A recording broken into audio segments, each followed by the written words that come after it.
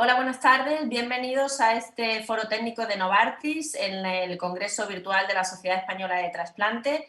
Durante esta tarde vamos a hablar de fragilidad y trasplante renal.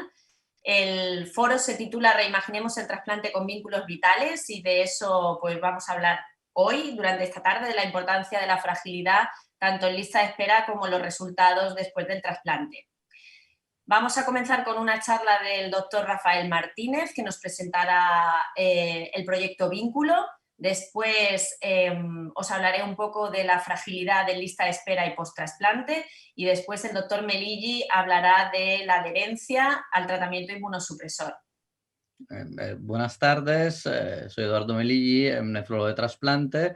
Yo hablaré un poco de adherencia, como dijo María José. Os acuerdo que durante la charla se pueden hacer preguntas a través del chat y nosotros al final de las ponencias pues la leeremos e intentaremos, espero, contestar lo mejor que podamos. Y con esto, bueno, doy la palabra otra vez a María José.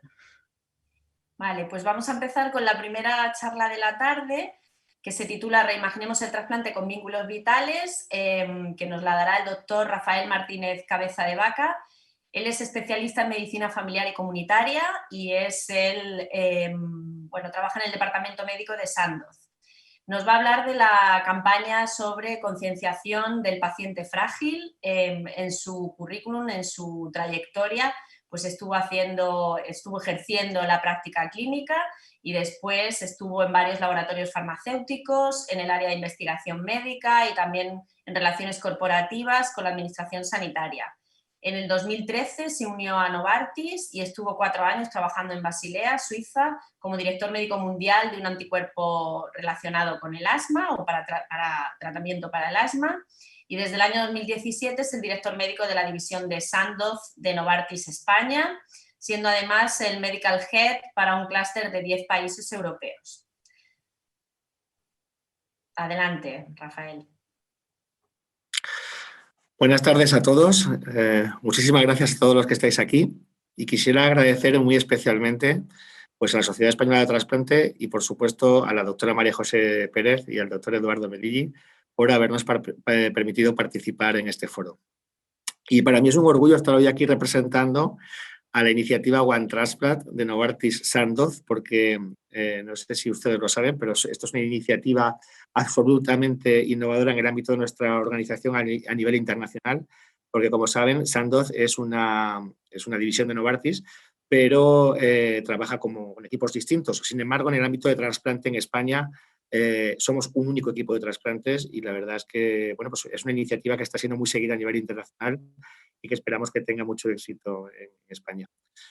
Muy bien, pues voy a presentarles hoy una iniciativa de trabajo conjunta, porque si ya les agradecía yo a la Sociedad Española de Trasplante que nos haya invitado a estar hoy aquí, pues ni les cuento lo agradecidos que estamos de que tengan este espíritu de colaboración continua y que, bueno, pues hayamos tenido un encuentro, que fue un encuentro además que sucede hace ya pues cerca de 2 años, en el cual, teniendo en cuenta una iniciativa tan potente como la que estábamos poniendo en España y como les he mencionado hace un momento, ¿no? con un equipo único de trasplante Novartis Sandoz, pues pensábamos que teníamos que tener una apuesta decidida para intentar ayudar a los profesionales sanitarios, por supuesto a los pacientes en España.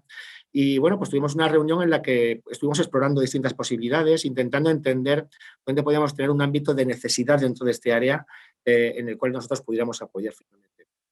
Y la verdad es que, bueno, pues en esa reunión identificamos el ámbito de la fragilidad dentro del trasplante como un ámbito de especial interés, teniendo en cuenta las repercusiones tan importantes que tiene para los pacientes, pero además teniendo en cuenta que todavía no estaba siendo suficientemente evaluado y abordado este problema en el ámbito español. Entonces, bueno, decidimos empezar a trabajar en este ámbito. Bueno, pues decidimos intentar poner el foco sobre el paciente frágil que está en la lista de trasplante. Y qué mejor forma de hacerlo que intentar trabajar con todos los interlocutores que participan en este proceso asistencial.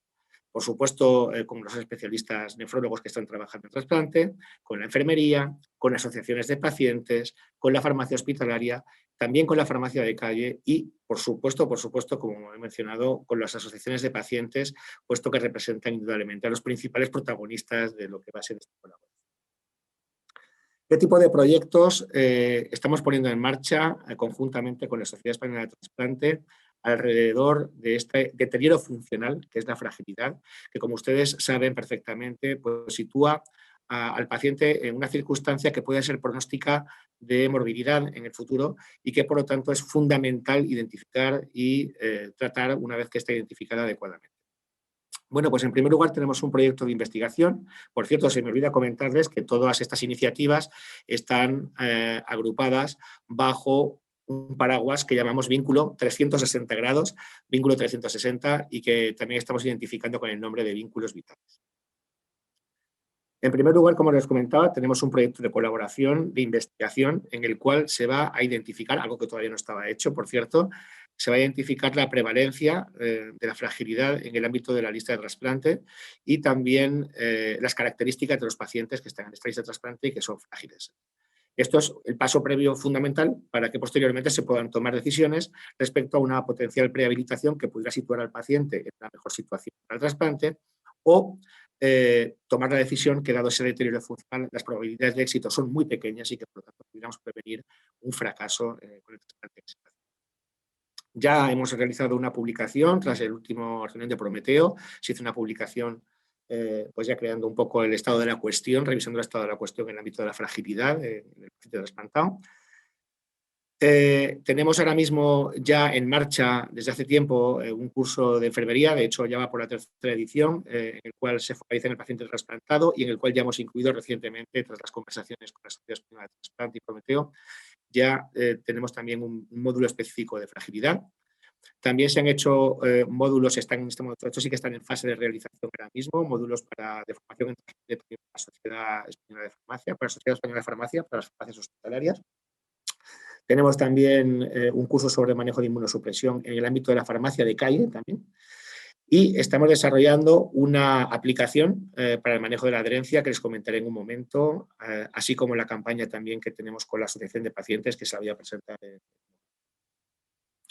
Respecto a la aplicación de adherencia, pues bueno, pues es una aplicación que, tal y como su propio nombre indica, pues genera unas alertas para que el paciente pueda tomar su medicación en el momento apropiado. En el momento en el que la toma, pulsando simplemente el botón del teléfono, ya confirma que la ha tomado y esta información ya le llega a su médico y a su enfermera y, por supuesto, emite posteriormente, en el momento de la visita al clínico, pues unas gráficas reflejando muy bien cuál es la situación de cumplimiento de ese paciente respecto a la medicación, que es crítica, ¿no?, en el paciente. Bien, la campaña que les mencionaba, la campaña con la Asociación de Pacientes también y con la Sociedad Española de Trasplante, se llama Vínculos Vitales y es, como les comentaba antes, y es una campaña en la cual, bueno, pues hemos querido utilizar, qué mejor que a una paciente trasplantada, que es pintora y artista, y la verdad es que ha hecho, bueno, pues un trabajo extraordinario. Como pueden ver, ha reflejado, aquí vemos los cálices renales como amapolas, que ella identifica como la flor más frágil, ¿no? Y por lo tanto las ha querido reflejar en este anagrama, en este logo.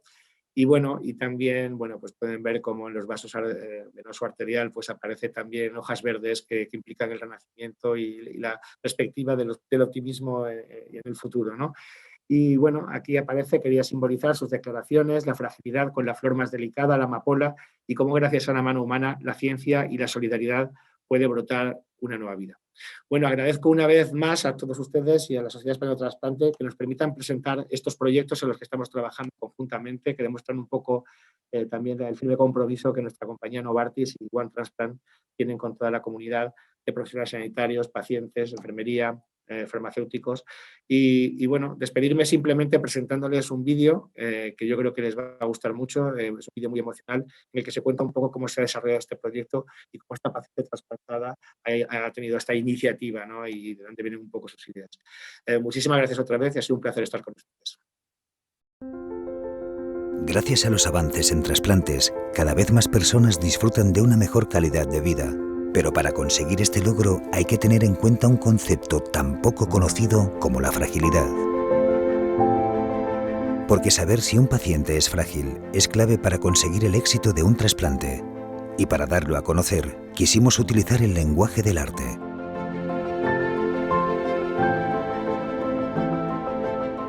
Yo era súper feliz en diálisis, lo que no sabía es que se podía ser un poco más. Y ese poco más fue cuando sucedió lo que yo durante muchos años le llamé el milagro, pero en realidad es un acto de solidaridad maravilloso. Cuando recibí el trasplante sentí la necesidad de devolver ese favor a la humanidad. Se me propuso hacer el boceto para una escultura y lo que serviría también para una campaña de concienciación de la fragilidad en el trasplante renal. Decidí que la flor que tenía que aparecer fuera la amapola, la flor más delicada. De mi boceto han hecho una escultura que está hecha con unas piezas diferentes y que no se puede ver si no te pones en el punto exacto. Y es que la fragilidad solo se puede percibir teniendo en cuenta todos los detalles, y deberíamos abordarla siempre bajo el punto de vista adecuado, como ocurre con el paciente frágil.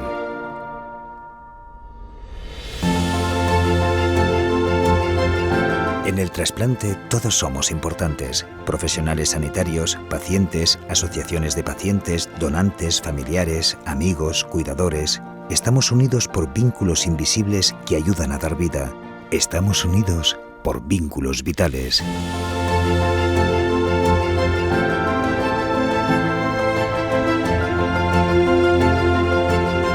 Juntos conseguimos una vida mejor.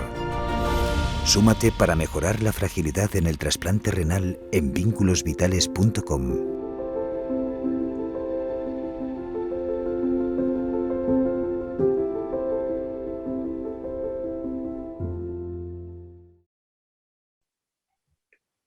Vale, pues os voy a presentar, bueno, ya la conocéis, la doctora María José Pérez Sáez, es nefróloga, es un poco el alma de la unidad de trasplante renal del Hospital del Mar, y nos hablará un poco de un tema que ya, como he dicho yo, está muy de moda, que es la fragilidad del paciente trasplantado renal. ¿Dónde están los límites? Una pregunta que siempre nos hacemos los nefrólogos de trasplante, que a veces tenemos pacientes en lista y no sabemos bien si lo hemos hecho bien a ponerlo o no en lista por la fragilidad que tienen.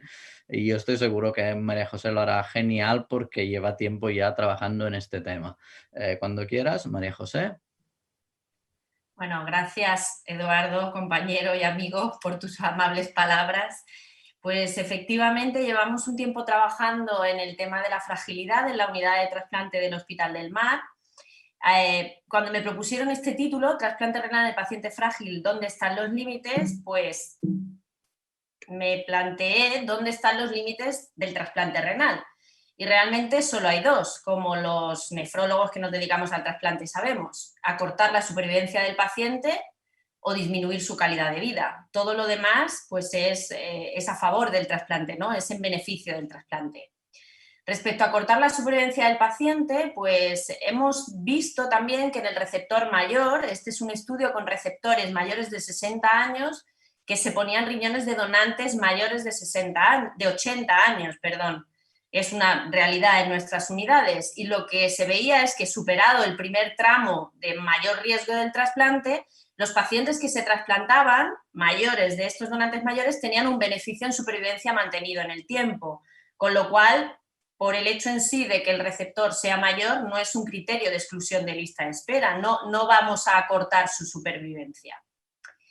Y con respecto a disminuir su calidad de vida, pues aquí también seguro que todos tenemos experiencia y os traigo el caso de un paciente nuestro que podía ser vuestro también. Este es Juan José, tiene 78 años, es un paciente mayor que empieza diálisis en el 2018, se trasplanta en el 19 de una donante de 84 años, fallecida por muerte encefálica, con una isquemia fría corta, y tiene una función o alcanza una función renal buena. Es decir, el problema no es en este caso, en otros puede serlo, pero en este caso no es una mala función del injerto inicial. El señor alcanza una buena función renal, pero empieza a tener complicaciones post-trasplante y de hecho no sale del alta hospitalaria, no sale trasplantado. Hace una fístula urinaria, un urinoma, infección por CMV, sepsis de repetición y finalmente, a pesar de una reducción en la inmunosupresión, pues el paciente pierde el injerto y es una vuelta precoz a hemodiálisis. Y esto es precisamente lo que queremos evitar. En este caso, a lo mejor no hemos acortado la vida del paciente, pero obviamente hemos empeorado su calidad de vida. ¿Cómo podemos establecer estos límites? Pues es muy difícil y no tenemos, en eso trabajamos y por eso investigamos y por eso queremos saber más, queremos saber a qué paciente realmente le vamos a dar un beneficio. Si vemos esta escala de valoración de fragilidad, que es la Clinical Frailty Scale, pues claro, tenemos pacientes, los verdes y los rojos, que está relativamente claro. Si a ti el paciente te viene a lista de espera y es very fit, pues hombre, parece claro que hay que incluirlo en lista. Y si está terminally ill, pues parece claro que no hay que incluirlo en lista, porque ya su expectativa de vida, como veis aquí, pues pone que es inferior a 6 meses, o sea, con lo cual el trasplante renal no tiene mucho sentido.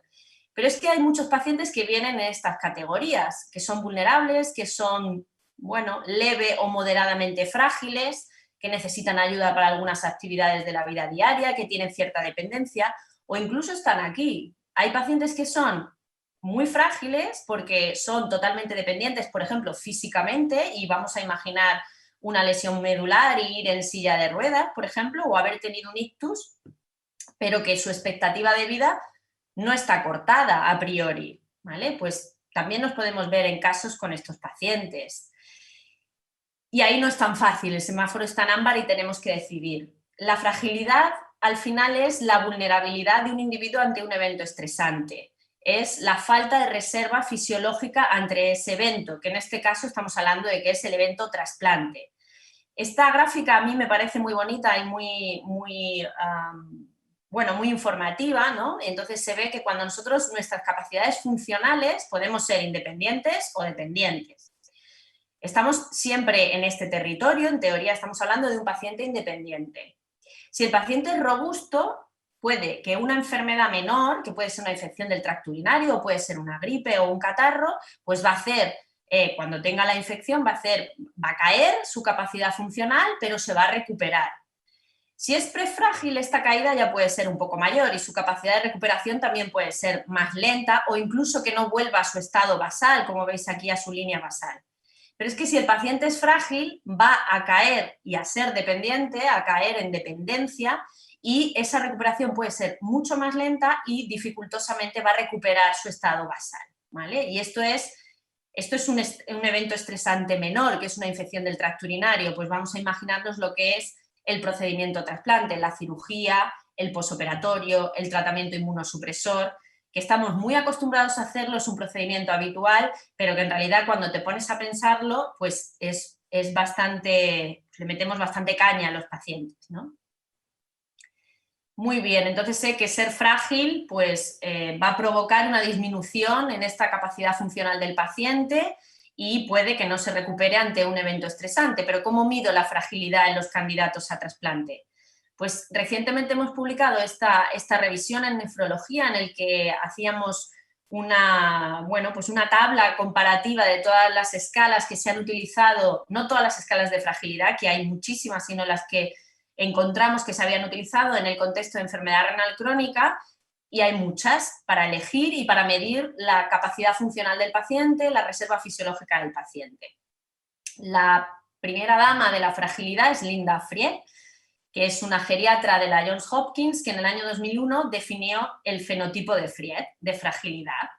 En él se miden 5 componentes, 3 más subjetivos y 2 más objetivos, que tampoco entraremos a fondo en ellos porque pues, los podéis leer, ¿no? Pero se mide la pérdida de peso, la debilidad, el cansancio, la lentitud de la marcha y un bajo nivel de actividad física. Y con ello se elabora un score hasta 5 puntos, en el que si una persona es robusta no puntúa nada y si una persona es extremadamente frágil puntúa 5. Se define la fragilidad si el paciente tiene 3 o más puntos y se considera el puntuar 2 como un estado prefrágil que en muchos estudios pues, se une al resultado frágil, ¿no? O sea, ya es un estadio previo a la fragilidad. ¿Qué hacemos nosotros? Pues en nuestra consulta pretrasplante, en junio del 16 iniciamos un estudio observacional prospectivo en el que en la primera visita del paciente para la lista de espera de trasplante pues será visitado por el médico y por la enfermera de trasplante y se recogían una serie de variables demográficas, sociales, clínicas, analíticas y se medía la fragilidad. En este primer estudio es fragilidad definida por el fenotipo de Fried. En la segunda visita, que bueno, nosotros funcionamos así, en la segunda visita el paciente se visita con el urólogo y pues en la mayoría de los casos es apto para entrar en lista, el paciente se incluía en lista de espera y después hacemos un seguimiento anual o semestral dependiendo pues, de la patología, la vulnerabilidad del paciente, etcétera, y ahí hacíamos un seguimiento de fragilidad. Hasta junio del 2020 había 455 pacientes que habían realizado este estudio, se habían incluido en lista y habían sido valorados para fragilidad por el criterio de Fried. Y os presento un poco la caracterización de esta población, ¿no? La población en lista de espera del Hospital del Mar, que bueno, puede ser muy similar a la población en lista de espera de otros hospitales del país. En este caso, lo que vimos es que el 30,3% de los pacientes son frágiles, esto incluyendo el criterio 2, que como comentaba antes es el prefrágil. Realmente si pasamos al criterio a 3 o más criterios de Fried, solo es el 10% de la población, que tampoco es despreciable, pero es menor. Cuando comparábamos las características, en este caso sociodemográficas, de los pacientes robustos con los frágiles, veíamos que un primer dato que puede sorprender cuando no estás familiarizado con esto es que los pacientes frágiles no son mayores en edad. Sí hay más mujeres, son peores adherentes al tratamiento, ¿vale? Y luego Eduardo nos hablará de ello, tienen peor apoyo familiar y tienen, bueno, pues un mayor porcentaje de ellos tienen peores ingresos económicos o sin ingresos económicos. En el análisis multivariante, los factores asociados pues fueron el sexo femenino y la falta de apoyo familiar. Es decir, la edad no determina la fragilidad, ser mujer triplica el riesgo de ser frágil y la falta de apoyo familiar también es factor de riesgo. Factor de riesgo, factor asociado a la fragilidad. En cuanto a la comorbilidad y dependencia, pues lo que veíamos en la cohorte es que los pacientes frágiles son más comórbidos. Hay mayor porcentaje de ellos con insuficiencia cardíaca, con vasculopatía cerebral y hay mayor porcentaje de ellos que son dependientes. O sea, con un índice de Bartel y de Lawton-Brody que miden distintas actividades de la vida diaria, pues con índices peores, ¿no? O sea, con mayor dependencia. De hecho, en el análisis multivariante lo que veíamos es que la patología cerebrovascular y la dependencia estaban fuertemente asociadas a la fragilidad. La patología es un factor de riesgo, o sea, el paciente que tiene más patologías normalmente se asocia a la fragilidad y la dependencia es una consecuencia, digamos, de la fragilidad. Está asociada, pero viene después. La fragilidad predispone a la dependencia. En cuanto al estado nutricional, medimos distintos parámetros, incluso hicimos bioimpedanciometría a todos los pacientes y veíamos que los pacientes frágiles tenían un índice de tejido magro menor y un índice de tejido graso mayor. Que en el multivariante lo que quedaba era que, aquí me he equivocado, perdón, este 0,9 es protector, es en el índice de tejido magro, es decir, la cantidad de músculo protege frente a la fragilidad de nuestra cohorte. Y más relevante, cuando vimos esta cohorte de 455 pacientes, obviamente hay pacientes que se fueron trasplantando y hay pacientes que permanecieron en lista de espera y no se iban trasplantando, ¿no? O sea, cuando al final consideramos solo los pacientes, estos son solo pacientes en lista de espera, lo que vimos es que los pacientes frágiles fallecían en lista de espera el doble que los pacientes robustos, ¿vale? Con un seguimiento de 23 meses. También vimos o quisimos analizar qué pasaba con esos pacientes, los que habían permanecido en lista morían más. Los que se trasplantaba, ¿qué pasaba con ellos? Pues de esa cohorte se han trasplantado hasta diciembre del 19 para hacer un seguimiento más o menos de un año, 232 pacientes, 166 robustos y 66 frágiles. Analizamos distintos resultados a corto plazo del trasplante y vimos que los pacientes frágiles tenían más pérdida del injerto precoz, definida como en menos de 3 meses, y más pérdida del injerto general, ¿vale? Además, en la curva de supervivencia del paciente, los pacientes frágiles también fallecían más que los pacientes robustos una vez trasplantados. Y de hecho, si os fijáis, el tiempo desde el trasplante hasta el exitus, es muy corto. Es decir, el paciente tiene mortalidad precoz. El paciente frágil es aquel, bueno, que empieza a hacer complicaciones post-trasplante y que finalmente pues acaba falleciendo. Entonces, ¿qué hago? ¿Excluyo a mis pacientes frágiles de la lista de espera?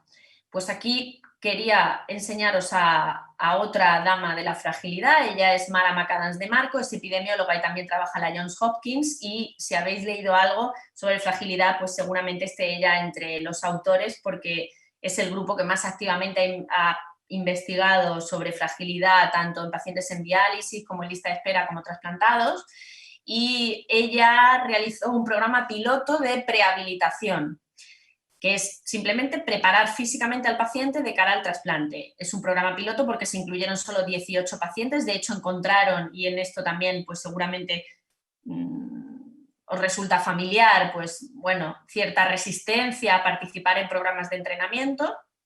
Se entrenaban durante 2 meses y posteriormente se trasplantaron.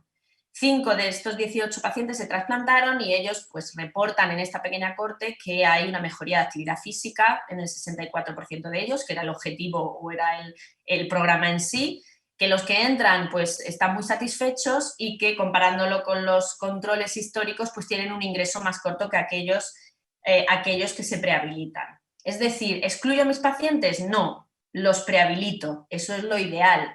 Los intento mejorar, intento revertir esa situación de fragilidad, porque la fragilidad es reversible, la dependencia es mucho más difícil de revertir. Y como líneas de futuro os queríamos comentar el estudio Frailist, que es parte del proyecto Vínculo de Sandoz. Es un estudio multicéntrico que queremos iniciar sobre la prevalencia de fragilidad en candidatos a trasplante renal en España por encima de 50 años, y esperamos pues, conseguir un número de pacientes importante, de 2.500 pacientes, utilizando la escala Frail, que es una escala similar a Fried, pero no tiene, digamos, el componente objetivo y que necesita de instrumento que se tiene que hacer físicamente en consulta. Esto es una escala que son 5 preguntas que se pasa en menos de 1 minuto y es muy fácil de responder, ¿vale? Y también ha sido validada en población general y ha sido utilizada también en población renal. Y queremos relacionar esto pues, con variables sociodemográficas y clínicas. Es un estudio que consideramos es importante para saber cómo es nuestra población. Realmente toda la literatura que tenemos es población americana, que como ya hemos visto por otros estudios es muy diferente, y creo que nos puede resultar muy interesante a toda la comunidad trasplantadora. Es un estudio que surge en el grupo Prometeo de la Sociedad Española de Trasplante, que está avalado por la SED y que, como digo, pues Novartis Sandoz nos ayuda a impulsar. Así que espero que muy pronto os podamos invitar a todos a participar porque ya esté a punto. Como conclusiones, la fragilidad es una condición frecuente entre los pacientes con enfermedad renal candidatos a trasplante renal. Ser frágil es un factor de riesgo de mortalidad en lista de espera de trasplante, y si el paciente se trasplanta, sus resultados post-trasplante son peores y su riesgo de morirse también es mayor. La fragilidad no debe ser un motivo por sí solo para la exclusión de lista de espera, pero debe motivarnos a tomar acciones específicas para revertir y mejorar esta situación, como la prehabilitación. Y nada más, muchas gracias por escucharme. Bueno, y ahora vamos a dar paso al doctor Melilli. Eduardo es un adjunto de batalla del Hospital de Belviche y también una mente pensante allí. Y bueno, él es un experto en adherencia al tratamiento inmunosupresor y nos va a contar pues cómo mejorarla y si hay alguna novedad que podamos utilizar en este sentido. Adelante, Eduardo. Vale, muchas gracias, María José. Es un experto, no sé hasta qué punto, porque es un tema muy difícil, sobre todo tratar a un paciente que no es adherente. Y empezando ya, la definición de adherencia es la que veis ahora, la más comúnmente utilizada. Hay que saber que la adherencia es un proceso que tiene diferentes fases, una de iniciación, implementación y persistencia. Y cada una de estas fases podrá tener un fallo, por ejemplo, tomar la dosis fuera de horario, o los drug holidays, o una discontinuación precoz. Todo esto conlleva a una no adherencia. Aquí abajo veis esta sigla EMERGE, que no es nada más nada menos unas reglas para publicaciones de ensayos sobre adherencia, así como hay otras de Strobe, igualmente para estudio de adherencia, y estas guías. El impacto de la no adherencia en el trasplante renal, en general el trasplante, está bien conocido. Se sabe que acota mucho la supervivencia del injerto. Quise traer este estudio porque no solo hablaba de la importancia sobre la reducción de supervivencia del injerto, cuando se medía la adherencia en este caso a través de la medication possession rate, o sea, si el paciente iba o no a recoger la medicación en la farmacia, pero los americanos, como sabéis, siempre saben cuantificar también el impacto económico y, como veis, tener un paciente que no es adherente tiene un coste económico también muy importante.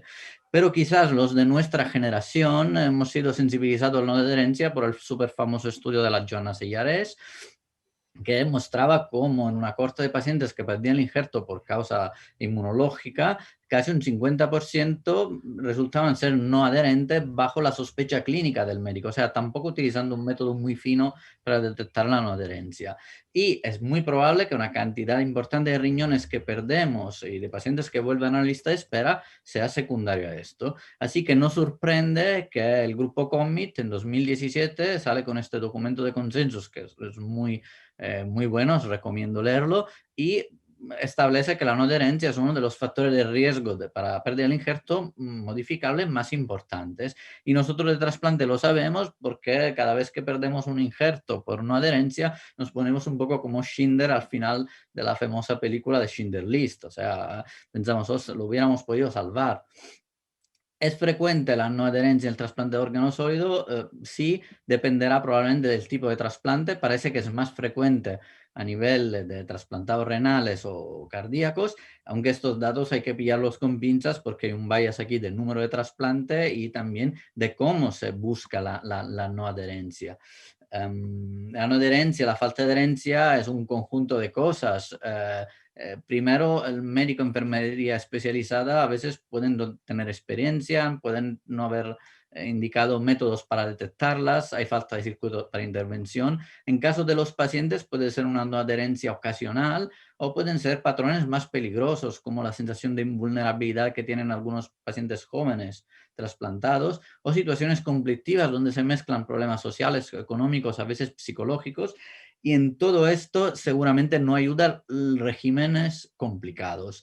Y es verdad, me ha venido muy bien este paper recién publicado que muestra cómo la carga de medicamentos before un trasplante, después, cambia mucho. Este score valoraba el número de pastillas, el horario de suministración, la vía de suministración, y veis que efectivamente los trasplantados renales en este estudio se vio que son los que tienen una de las cargas de medicamentos más complejas comparado a otras cohortes. Ojalá tuviéramos un single shot, one pill, pero de momento no lo tenemos.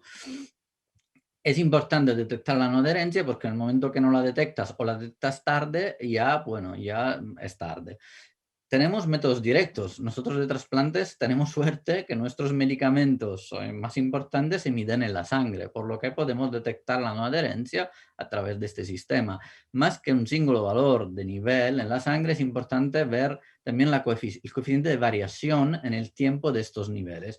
Está ampliamente demostrado que una amplia variación de los niveles de tacrolimus en pacientes se refleja en un riesgo de pérdida del injerto. Un estudio de Opels de hace 2 años ya nos mostró y no voy a hablar mucho de esto. Y también hay un otro método que es la Direct Observed Therapy que vimos en la serie The Queen's Gambit, o sea, donde en la protagonista le daban unas pastillas y había un observador. Este método parece fantascientífico, pero en realidad no lo es. Se utiliza en algunos estudios. Este es un estudio sobre una población no trasplantada, sino de hipertensos resistentes. Métodos indirectos se suelen usar más comúnmente los cuestionarios self-reporting por parte de pacientes que pueden tener bias, pero veremos que son muy útiles. La sospecha del personal sanitario, del médico, de la enfermería especializada en trasplante, y se pueden dar cuenta con el pharmacy refilling o el medication possession rate.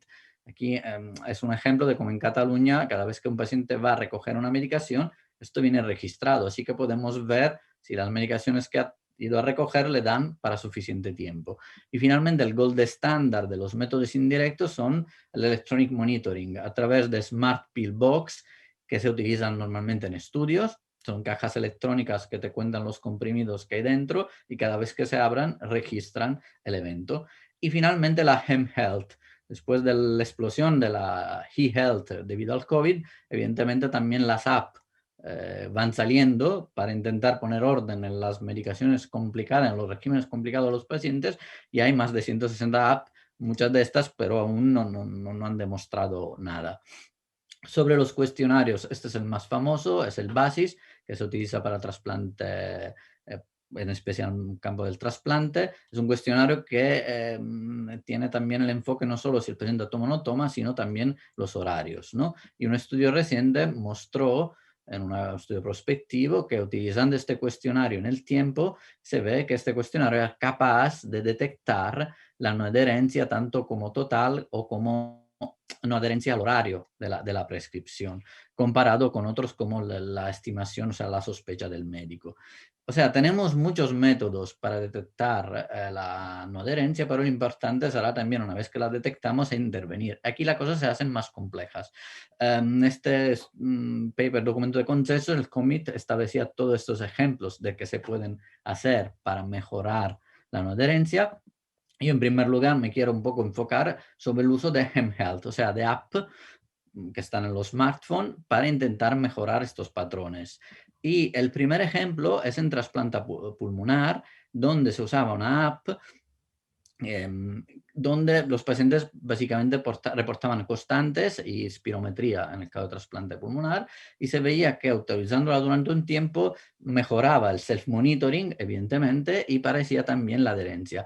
Pero la verdad que el estudio a largo plazo, o sea, siguiendo estos pacientes que habían utilizado este Pocket Pad, se llamaba así, durante un tiempo corto, pues a lo largo el beneficio no se veía. ¿Por qué? Básicamente porque no la seguían utilizando. Y este es un tema recurrente con la app. Esta es otra app que se llama Transplant Hero. También es una app de recordatorios de toma de pastillas que funciona con un mecanismo de reward, de compensación, que ayuda al paciente a estar más enganchado. Pero aquí también, recién publicado, no parece demostrar una mejoría de la variabilidad de los niveles de tacrolimus, y además se ve que hay unos cuantos pacientes que no usan la app aunque entren en el estudio. Los coreanos también sacaron una app con un diseño muy chulo, la verdad, y hicieron un trial para ver si solo el uso de la app era suficiente a mejorar la adherencia. No pudieron concluir nada en el estudio. ¿Por qué? Porque casi la mitad de los pacientes ya dejaba de usar la aplicación al principio del estudio, y a 24 semanas solo lo usaban un 10%. Nosotros llevamos un par de años con un prototipo que está a punto de estar ya presente, que se llama Track Your Med. Es otra app de remind de toma de medicación, pero tiene también otros conceptos. O sea, tenemos un back office donde el médico puede ver también el paciente cómo toma la medicación. Hicimos un estudio para ver básicamente el engagement a largo plazo, 12 meses, o sea, cuántos pacientes le proponíamos entrar al estudio seguían usando la app. Y os digo que nos quedamos bastante bien porque casi un 50% seguían usándola al año. Y estos son los patrones que veíamos, que ve el médico de los pacientes. Aquí en el ejemplo A es un paciente con una muy buena adherencia, el ejemplo B con muchas dosis que no se toman, y aquí que se toman fuera de horario. Nosotros encontramos casi un 10% de dosis saltadas por pacientes, y también encontramos un dato interesante que los pacientes los 6 días antes de la analítica eran más erráticos en tomar la medicación en el horario que se estaba establecido. Bueno, tenían más elevados coeficientes de variación. Eso es importante tenerlo en cuenta. Pero todas estas aplicaciones parece que sí, pueden ser útiles, pero per se son útiles para detectar la no adherencia. Para tratar la no adherencia, yo creo que lo que ha venido últimamente es un cambio en los tiempos, como decían los Smiths, y básicamente gracias a entrevistas motivacionales que se basan en la terapia cognitivo-conductual.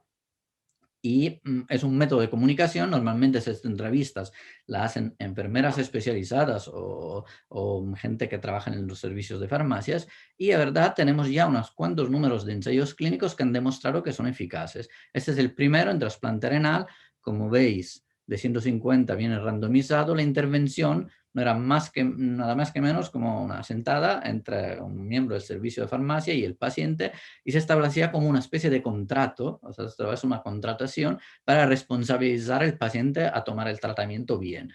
Y la verdad es que los resultados, por lo menos 12 meses, eran claramente a favor del grupo de intervención y también se reflejaba un menor riesgo de hospitalización, un ahorro en el grupo de intervención comparado con el grupo control. Más recientemente, en este estudio que se llama Take It, de pacientes de edad más juvenil, pediátricos, también trasplantado renal, también se hacía un estudio de intervención donde se utilizaban, en todos estos estudios se utilizan las Pillbox Monitoring para ver la adherencia, pero en este grupo también tenían reminders en el grupo de intervención y también una serie de entrevistas con un coach motivacional y el resultado era, como se ve aquí, que cuando después de hacer la intervención, tanto como la toma, sí o no, como el timing, veis como los puntos, el grupo de intervención y el grupo control se van dividiendo, o sea, el grupo de intervención tenía más adherencia de manera significativa. Hace unos años, Rees en Estados Unidos demostró que sin usar cosas muy tecnológicas, simplemente un sistema de reminders que podían ser email o SMS, pero reminders motivacionales. Había una librería creada ad hoc que cuando el paciente disminuía la adherencia, pues y le llegaban estos reminders, y un grupo control que no, y otro grupo que era reminders más notification al provider, que el provider era el médico, o sea, simplemente avisarlo.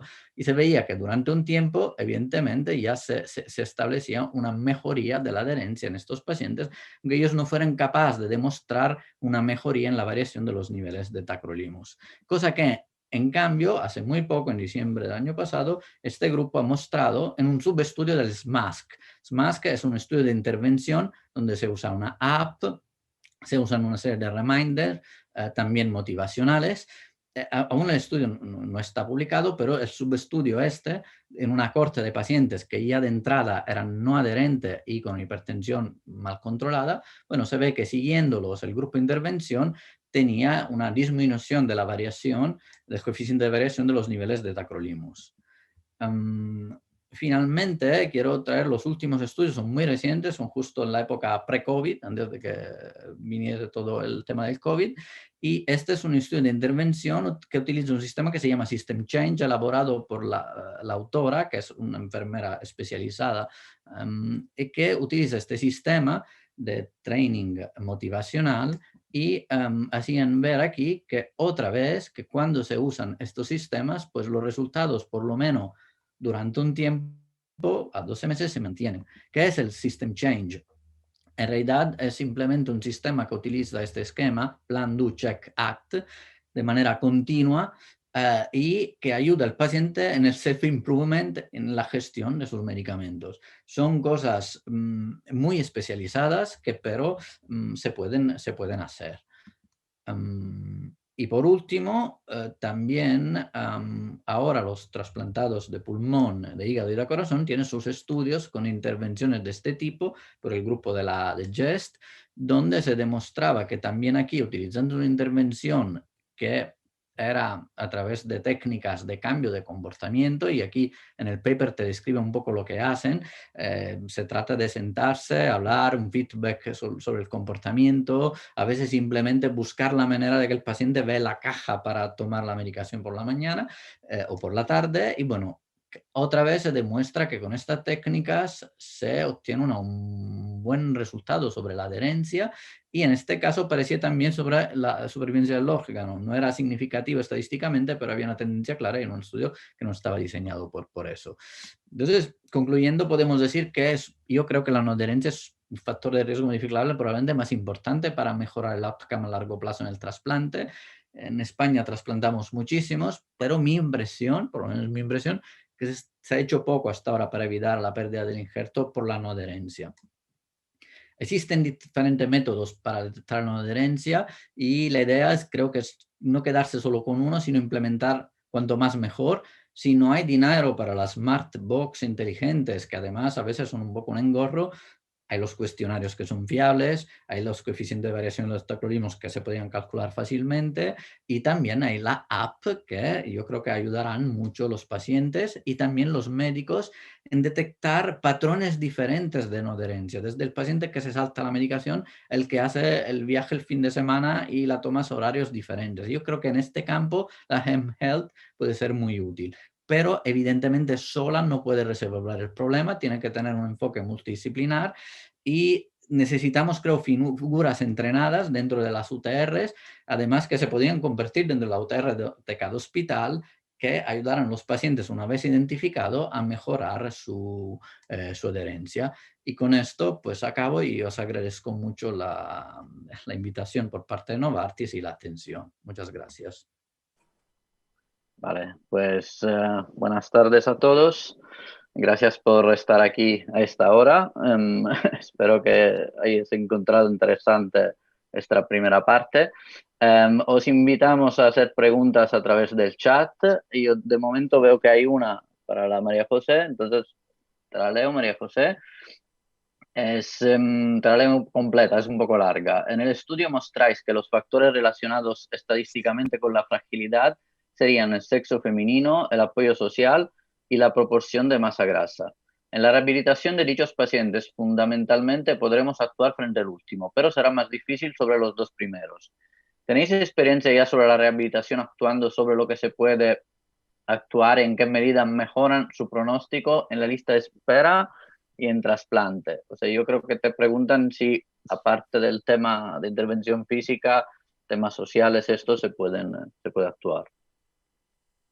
Sí, pues gracias por la pregunta. A ver si, perdón, que la voy a leer yo también para nombrar a Mari Carmen Ruiz, es la persona que la hace.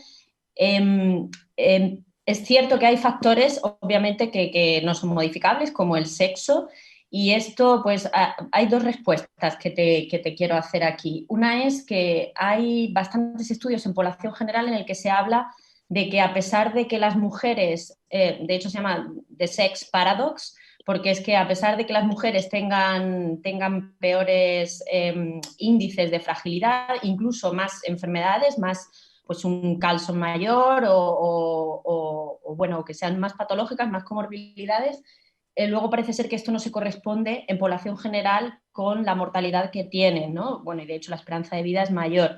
Y en enfermedad renal ocurre algo similar, ¿vale? Hay mayor proporción de mujeres con filtrados bajos, aquí influye mucho el filtrado, las fórmulas, etcétera, pero luego pues la mortalidad de los hombres es mayor y es mayor el porcentaje de hombres que llegan a hemodiálisis. Con esto quiero decir que la etiqueta de que por ser mujer eres más frágil es real y está escrito no solo en nuestra corte, sino en muchos estudios, pero no se sabe muy bien cómo se va a correlacionar con los resultados luego después del trasplante. De hecho, este sex paradox, por ejemplo, en trasplante hepático no se cumple y la mujer es más frágil y se muere más en lista de espera de trasplante hepático, con las diferencias que puede tener esta población. Entonces, con respecto a lo que sí se puede hacer y dónde se puede actuar, yo creo que lo fundamental donde podemos actuar, es verdad que en factores sociales se puede hacer y bueno, pues es una dinámica y una perspectiva que yo creo que está por explorar y un campo de actuación enorme, ¿no? Con las asistentes sociales, pues aquí, no sé en vuestros ámbitos, pero aquí en Cataluña con las gestores de casos de primaria, etcétera. Pero lo más importante es el tema físico, ¿no? Y la prehabilitación en este caso, porque es antes de que ocurra el evento, fortaleciendo y generando masa muscular y disminuyendo la sarcopenia. Y en este sentido, pues de hecho tengo una beca de la SET a la que estoy muy agradecida. Estoy intensificada ahora y estamos investigando sobre ello. Estamos llevando a cabo un estudio de prehabilitación, incluso con aleatorizado, ¿no? O sea, prehabilitando a unos pacientes en el que es una prehabilitación multimodal, pero lo fundamental es el ejercicio físico. No te puedo dar resultados porque no los tengo, está ongoing, pero bueno, se prevé que mejorando esta situación física, pues sus resultados, lo que se ha descrito post-trasplante, tanto a corto plazo, porque hay relación con todo, desde complicaciones quirúrgicas, función retrasada del injerto, días de ingreso hospitalario, readmisión o rehospitalización después del alta y luego los outcomes gordos, como serían mortalidad, pues esperamos poder minimizar o mejorar todos estos resultados con la prehabilitación física, que es cardiovascular fundamentalmente. Vale. Veo que han llegado, alguien se ha animado, hay un par de preguntas más. me la leo yo ya a mí mismo. Una es la Marta Crespo. Eduardo, vuestra intervención con farmacia es una sola reunión al alta, sin refuerzo diferenciado después. Es una buena pregunta. A ver, hay que aclarar un poco de conceptos. Nosotros en el estudio que hicimos de nuestra app, era un estudio focalizado en la app y no un estudio de intervencionismo con diferentes tipos de intervenciones como entrevistas motivacionales. En los estudios, esto que os he mostrado al final, todos estos trial, normalmente la duración de estas entrevistas no es muy corta, no es solo una visita, para decirlo así, son más en el tiempo. Todos estos estudios lo hacen al principio del trasplante, excepto en uno que detectaban pacientes no adherentes de una población ya trasplantada de tiempo, y son diferentes sesiones que pueden ser durante 6 meses, así. Nosotros en la práctica clínica lo que hacemos es que si logramos identificar un paciente con no adherencia, pues entonces sí, contactamos a nuestra enfermera especializada e intentamos hacer una actuación. Esto en pacientes prevalentes. En pacientes de novo hay otros mecanismos, como intentar facilitar un poco también la toma de pastillas a través de esquemas con dibujos, con cajas para los pacientes que tienen más dificultades. Y bueno, no sé si he respondido un poco a tu pregunta, pero en general sí que el refuerzo es importante, y es un concepto que aclara también que estas entrevistas motivacionales no se trata de educacional. O sea, no es que aumentando la educación de nuestros pacientes o la importancia de la toma se mejora esto. Estas entrevistas motivacionales son muy concretas en buscar la manera para que el paciente encuentre el sitio donde falle en la toma de medicación y cómo arreglarlo. En este sentido, yo creo que, por ejemplo, el uso de la app puede ser muy útil porque te puede permitir diferenciar patrones diferentes de la adherencia. Gente que no la toma, por ejemplo, el fin de semana o cambia los horarios durante un periodo, etc. ¿Tienes otro comentario, Edo, del doctor Sí. Antonio Franco de Alicante, que dice que está de acuerdo contigo y que lo más claro que tiene él es que hay que simplificar el tratamiento y por ello facilitar los fármacos de una toma diaria matutina en vez de 2? No sé si tienes alguna opinión al respecto. Me imagino Sí. Claro, en teoría, idealmente eso sería lo más fácil. O sea, intentar simplificar al máximo los tratamientos, reducir las pastillas que no sirven, que a veces ponemos muchas que igual no sirven. Y sobre todo, claro, si podemos concentrar todo en una toma al día, puede que sea útil, pero es verdad que si vamos a la literatura y buscamos estudios claros que hayan demostrado que tomar solo una vez al día comparado con 2, en el caso de tacrolimus, no hay resultados tan redondos. ¿Por qué? Porque probablemente no todos los pacientes tienen este problema. O sea, hay algunos pacientes que, por ejemplo, cumplirán bien mañana y tarde, y habrá algunos no adherentes, por ejemplo, que trabajan y que le pilla el horario fuera del trabajo. Entonces, en la toma, lo ideal sería identificar un poco los patrones de los pacientes que se pueden beneficiar de una toma solo por la mañana. Y luego acordar siempre que, claro, tú puedes cambiar un inmunosupresor, pero si luego el acompañante se trata de tomarlo 2 veces al día, tampoco yo creo que, pero sí, en general la idea, y creo que esto lo tenemos bastante asumido un poco todas las unidades de trasplantes, que intentamos siempre simplificar al máximo el tratamiento. No sé si hay otras preguntas, María José, si no, yo te quería hacer una. Venga. Vale, me ha gustado muchísimo tu experiencia, además la manera, ¿no? Que efectivamente el frailty, que los frailty son un 10%, no es esto del 30-40% que te quieren vender. Yo te quería preguntar si es un poco así. O sea, estos pacientes has visto que si lo trasplantamos, de todas formas, algunos se mueren, ¿no? Por un poco tiempo. Si por un lado la intervención es fundamental, ¿no? Para que intentar recuperarse, ¿tú crees que como al nivel de hígado, trasplante de hígado, priorizarlos en una lista de espera? Es una pregunta un poco así. Pero mutuándola por los de hígado, nosotros en Belvilla tenemos muchos trasplantados de hígado y vemos que, vamos, si los nuestros son frágiles, los de ellos a veces lo son más. Y claro, ellos tienen un sistema, oye, el más frágil intentamos con el MELD o lo que sea, priorizarlo. ¿Tú crees que sería totalmente descabellado para una situación parecida para algunos pacientes muy, muy frágiles? Es decir, no conozco a fondo la situación de Belviche. El grupo que más ha trabajado sobre esto, o por lo menos que ha publicado, es el de la UCSF, y tienen de hecho una calculadora de fragilidad específica para el candidato a trasplante hepático, para el cirrótico, que mide otras cosas, pero bueno, test funcionales, es muy sencilla, son 5 cosas, pero bueno, requiere algún ejercicio físico.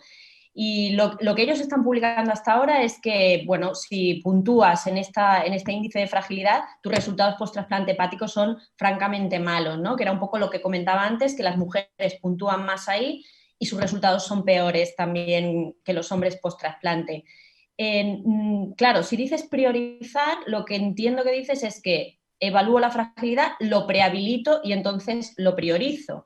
Porque si lo priorizas en esa situación, el resultado va a ser pues, muy malo, ¿no? Sí. Es decir, el problema con la prehabilitación pretrasplante renal en lista de espera de donante fallecido es que no sabes cuándo le va a llegar el trasplante. Y sí, todos sabemos pues, que si eres un señor de 78 años, grupo A, en nuestro medio, pero creo que a nivel de toda España es similar, tienes un tiempo de espera más corto, y si eres un señor de 65, grupo 0, pues tienes un tiempo de espera más largo. Entonces, el mantenimiento, ¿no? Si decimos vamos a inducir una prehabilitación y luego mantenerla durante el tiempo, eso es creo que es el verdadero reto, mantener ese estado, lo puedes revertir, y de hecho las cirugías programadas, la experiencia que hay en cistectomía, en colostomía, etcétera, es que se prehabilita al paciente, pero claro, tiene una fecha de quirófano. Nosotros eso solo se podría hacer en el donante vivo, o como dices, bueno, considerar que el paciente que estoy identificando más frágil lo estoy prehabilitando, y entonces de alguna manera, claro, no retrasar mucho la cirugía. No me parece descabellado, es, bueno, seguro que tiene 200.000 cosas éticas a discutir y competencias, ¿no? Pero realmente estamos hablando de una población en la que, claro, no hay una asociación clara con la edad, porque es que la edad media de nuestro candidato al trasplante ya es alta, ¿no? Obviamente entiendo que yo soy menos frágil que una persona de 80 años, o sea que sí que en población general hay una relación con la edad. Con eso quería mostrar que realmente nuestra población no es tan homogénea, pero sí que hay un grosso de pacientes que están comprendidos en unas edades donde no es exactamente, este tiene 70, no lo es, y este tiene 60, no lo es, sino que son otros factores. Entonces podría considerarse, sí, ¿por qué no? Pero siempre prehabilitando antes. Yo quería hacerle una pregunta a Rafael, que creo que no han entrado más preguntas. No. Rápidamente, sobre todo por las personas de la audiencia que estén interesadas, pues has comentado cursos de formación para enfermería, y también pues el tema de la app que de alguna manera estáis detrás, sponsorizáis, apoyáis, de Track Your Med. Si hay alguien interesado en una de estas dos cosas, ¿cómo puede, no sé si es a través de contactando con vosotros, etcétera, o cómo puede solucionar? Pues muchas gracias, María José, por la pregunta, y enhorabuena por vuestras intervenciones, que han sido realmente magníficas, me han encantado. Bueno, pues con el tema del curso de enfermería, la próxima edición se va a hacer a partir del mes de octubre, y bueno, pues la SEREN habitualmente se encarga de informar a las unidades de trasplante sobre que se van a celebrar estos cursos para que sus enfermeras puedan participar si están interesados. Así que yo creo que entrarán en contacto con ellos, y en el mes de octubre hay alguna unidad de trasplante que no ha recibido información, pues que se ponga directamente en contacto con la Sociedad de Enfermería. Respecto al tema de la app, bueno, pues en el momento en que estemos listos para poder lanzar con esta aplicación, bueno, pues serán nuestros delegados, mis compañeros los delegados de Sandoz Novartis, los que entrarán en contacto también con las unidades de trasplante para ver cuáles podrían estar interesadas en utilizarla. Y bueno, respecto al estudio, eres tú fundamentalmente la que has dado la información, eres la investigadora principal, con lo cual lo sabes perfectamente. Pero bueno, yo creo que va a llegar también información sobre la posibilidad de participar en el estudio prácticamente a todas las unidades de trasplante. Si alguien tiene un interés especial y ve que no recibe noticias, pues que se ponga directamente en contacto contigo, María José, que eres la investigadora principal del estudio, como decía, y ya podrás informar de cómo puede participar. Muchísimas gracias otra vez a todos y a la SET. Muy bien. Edo, y yo te quiero hacer una pregunta rápida de los resultados con vuestra experiencia con la app. Tenía un montón apuntadas, pero tú has dicho que fuisteis exitosos más o menos porque el 50% de los pacientes mantuvo el uso de la app al año, ¿verdad? De iniciarlo. como has mostrado diferentes estudios con diferentes estrategias, ¿hay algún momento de incidencia de esta, tanto de la app como de las terapias motivacionales de las que has hablado? Es decir, ¿tenemos que hacerlo durante los 3 primeros meses? ¿Es al revés? ¿Al principio van mejor y luego hay como una caída en este cumplimiento? ¿Cuál es vuestra experiencia? En general, todos los estudios que he mostrado, en general con app o en entrevistas motivacionales, tienen ya de entrada una cosa, que hay pacientes que de entrada no quieren participar. Esto hay que tenerlo en cuenta. Esto vale para las apps y vale pero por los otros sistemas. Por lo que efectivamente no todos los pacientes hasta ahora han sido... Se ve que se puedan beneficiar, probablemente no es para todos. Con la app el problema es el engagement. Algunos no han sabido mantenerla más del 10%, nosotros al 50%, que creemos que ya es un resultado. De cara a cuánto implementar esta estrategia depende. Seguramente, si la implementamos desde el principio del trasplante, puede ser exitoso en el sentido que si hacemos quizá el primer año un poco más fuerte para intentar que la cosa vaya bien, pues quizás luego no llegaremos tarde. Pero sí que es verdad que en general estos estudios han demostrado, lo de la entrevista motivacional, de los reminders, que se trataban de pacientes que no eran de nuevo, o sea, que detectaban que eran no adherentes en cualquier momento prevalentes, entonces ya lo introducían en esos estudios. Muy bien, pues creo que no tenemos mucho más tiempo. Yo, si te parece, vamos cerrando. Muchísimas gracias a todos los resistentes, porque es un viernes a las 7 de la tarde. Gracias a la Sociedad Española de Trasplante por permitirnos estar aquí y contar nuestras cositas que hacemos y espero que os haya gustado y que os haya interesado y nada más, Edo. No sé si quieres comentar algo. No, igualmente dar las gracias a la Sociedad Española de Trasplante y a Novartis y Sandoz, y espero que todos hayáis disfrutado. Y es una cierta hora, aunque queda poco para el toque de queda, tenemos que disfrutar de las pocas horas que quedan. y nada, que sigáis todos un feliz congreso en estos días. Gracias a Sandoz Novartis por la iniciativa Vínculo y esperamos poder aprovecharla mucho para nuestros pacientes. Feliz fin de semana a todos. Igual. Adiós. Adiós.